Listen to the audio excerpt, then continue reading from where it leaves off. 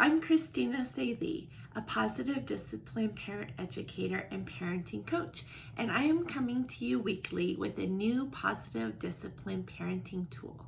You can download the app Positive Discipline Parenting Tools for $3, and you get 52 tool cards, which you can use one a week for a whole year, full of tools to add to your tool belt.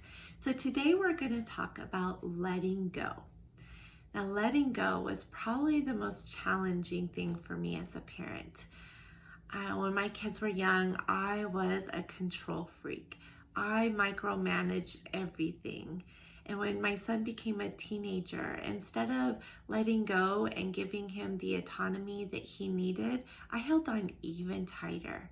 I was afraid of what would happen if I let go.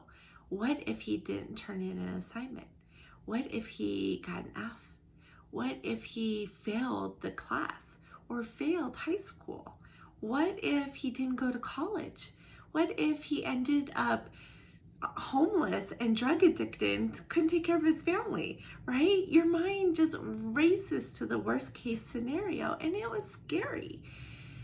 But letting go doesn't mean giving up and not caring. It sometimes can feel like there's a fine line between being overly controlling and just letting them do whatever they want.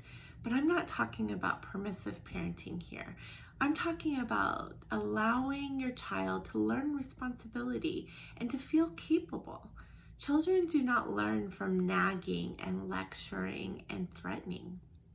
So instead, I encourage you to take small steps in letting go and maybe decide not to constantly monitor every school assignment if it's being turned in. And I know this can be hard. It seems like our teachers expect us to monitor. It seems like if we don't, we feel like we're being bad parents. But trust me when I tell you that it's best to teach our children to be responsible for their own assignments. And if they don't turn something in and they get a poor grade, then we need to trust that they're going to learn from that mistake. Besides, we can't go with them to college and make sure that they're going to turn in every assignment, right? Right. So another thing is to take time for training and then step back and allow them to do it. Like when my kids were young, I didn't even allow them to do a lot of chores because I didn't think that they could do it good enough or do it right? The right way was my way, right? But what did they learn from that? How are they going to learn to do the daily household chores that need to be done when they grow into adults and have their own houses to manage?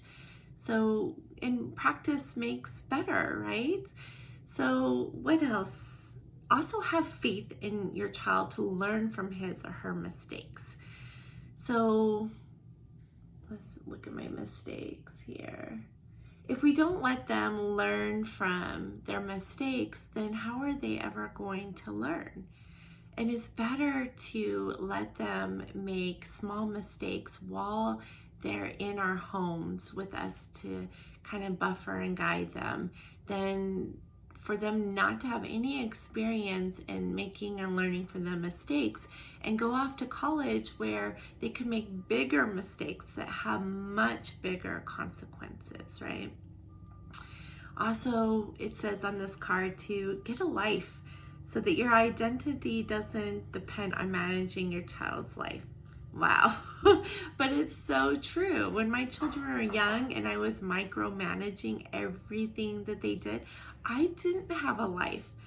They were my whole life. My whole life revolved around them. I didn't, have hobbies or spend much time with friends or have any self-care. It was all about them. And that just really led to me being way over controlling. And our children just don't learn that way. We need to have faith in them to learn from their mistakes.